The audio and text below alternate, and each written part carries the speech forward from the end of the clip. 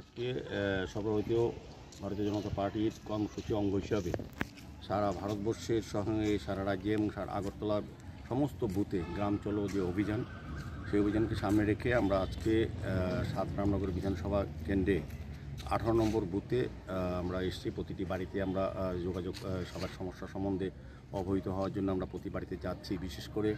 কেন্দ্রীয় সরকারের বিভিন্ন কর্মসূচি বা রাজ্য সরকারের যে কর্মসূচি নেওয়া হয়েছে, আমাদের প্রধানমন্ত্রীর যে চিন্তা ভাবনা সকল অংশে মানুষের যে কল্যাণ করার যে উন্নয়নের, সেটা দেখার জন্য আমরা কিন্তু প্রতি বাড়িতে আজকে যেমন এখানে আমরা ইমাম সাহেবের কাছে মসজিদে এসেছি,